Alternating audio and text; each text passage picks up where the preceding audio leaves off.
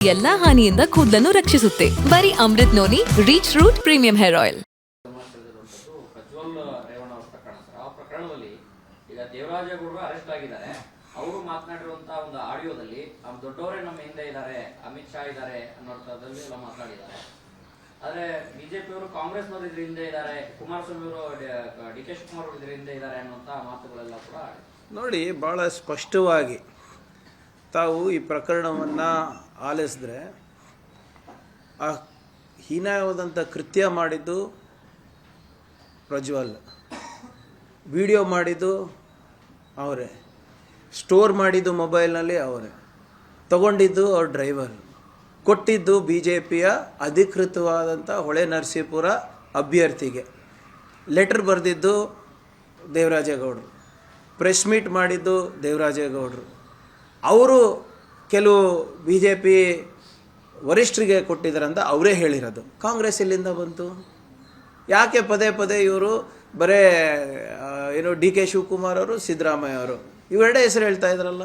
ಇಲ್ಲಿವರೆಗೂ ದುರ್ದೈವ ಏನಪ್ಪ ಅಂದರೆ, ಇಲ್ಲಿಯವರೆಗೂ ಜೆ ಡಿ ಎಸ್ ವರಿಷ್ಠರಿಂದ ಅಥವಾ ಬಿ ಜೆ ಪಿಯ ವರಿಷ್ಠರಿಂದ ಇಂಥ ಈ ಘಟನೆಗಳು ಏನು ನಡೆದಿದೆ ಇದು ಅಸಹ್ಯವಿದೆ, ಹೀಗೆ ಮಾಡಬಾರ್ದಾಗಿತ್ತು.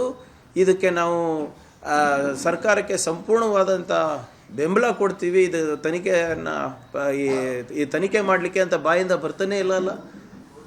ಅವ್ರು ಮಾಡಿದ್ದೆಲ್ಲ ಸರಿ ಅಂತಲೇ ಹೇಳ್ತಾ ಇದ್ದಾರಲ್ಲ. ಇದು ಪೆನ್ ಡ್ರೈವು 2000 ಪೆನ್ ಡ್ರೈವ್ ಹೆಂಗೆ ಹಂಚಿದ್ದಾರೆ ಅಂತ ಅದ್ರ ಮೇಲೆ ಗಮನ ಇದೆ. ಪಾಪ ಮಹಿಳೆಯರ ಬಗ್ಗೆ ಯಾರೂ ಗಮನ ಹರಿಸ್ತಾ ಇಲ್ಲ B J P J D S ಅವರು. ಅವ್ರ ಮಗ ಯಾಕೆ ಹಿಂಗೆ ಮನೆ ಮಗ ಯಾಕೆ ಹಿಂಗೆ ಮಾಡ್ದ ಅಂತ ಅದ್ರ ಬಗ್ಗೆ ಬಾಯಿ ಬಿಚ್ತಾ ಇಲ್ಲ. ಇವರು ಮಾಡಿದೆಲ್ಲ ಅಲ್ಲೇ ಬಿ ಜೆ ಪಿ ಮತ್ತು ಜೆ ಡಿ ಎಸ್ ಸೇರಿ ಕಾಂಗ್ರೆಸ್ ಮೇಲೆ ಗೂಬೆ ಕೂಡ್ಸೋದ್ರಲ್ಲಿ ಏನಿದೆ ಇದರಲ್ಲಿ? ನನ್ನ ಜೀವನದಲ್ಲಿ ನಾನು ಮಾತ್ರವಲ್ಲ, ನನ್ನ ಕೂದಲು ಕೂಡ ಆಗಿರ್ಬೇಕು ಸ್ಟ್ರಾಂಗ್ ಅಂಡ್ ಸ್ಟೈಲಿಶ್. ಬರೀ Amrit noni reach root premium hair oil ನೊಂದಿಗೆ.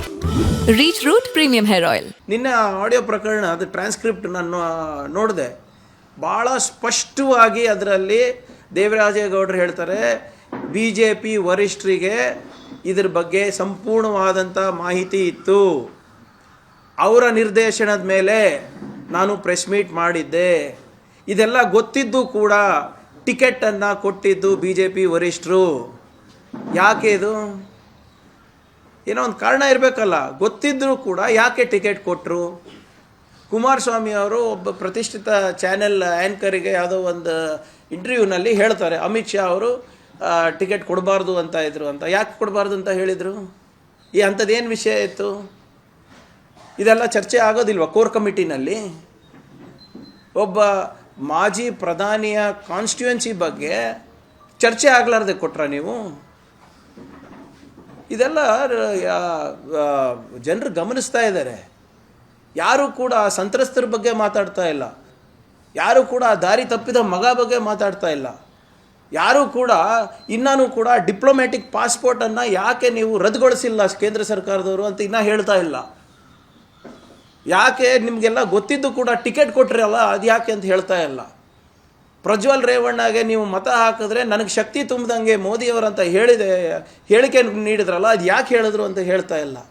ಅದು ಇದು ಬಿಟ್ಟು ಬರೀ ಡಿ ಕೆ ಶಿವಕುಮಾರ್ ಅವರು, ಬರೀ ಸಿದ್ದರಾಮಯ್ಯನವರು, ಇವರಿಬ್ರಿಗೆ ಬಿಟ್ಟರೆ ಬೇರೆ ಇವರಿಬ್ಬರಿಗೆ ನೀವು ಗಲ್ಲಿಗೇರಿಸ್ತಾ ಇದ್ದೀರಲ್ಲ. ಅನುಕ್ಷಣದ ಸುದ್ದಿಗಳಿಗಾಗಿ ವಿಸ್ತಾರ ನ್ಯೂಸ್ ಯೂಟ್ಯೂಬ್ ಚಾನೆಲ್ ಸಬ್ಸ್ಕ್ರೈಬ್ ಮಾಡಿ. ಹೊಸ ಸುದ್ದಿಗಳ ನೋಟಿಫಿಕೇಶನ್ಗಾಗಿ ಬೆಲ್ ಐಕಾನ್ ಕ್ಲಿಕ್ ಮಾಡಿ. ಲೇಟೆಸ್ಟ್ ಅಪ್ಡೇಟ್ಸ್ಗಾಗಿ www.vistaranews.com ವೆಬ್ಸೈಟ್ಗೆ ವಿಸಿಟ್ ಮಾಡಿ. ಅಂಗೈಯಲ್ಲೇ ಜಗತ್ತಿನ ಸುದ್ದಿ ತಿಳಿಯಲು ವಿಸ್ತಾರ ನ್ಯೂಸ್ ಕನ್ನಡ ಆಪ್ ಡೌನ್ಲೋಡ್ ಮಾಡಿ.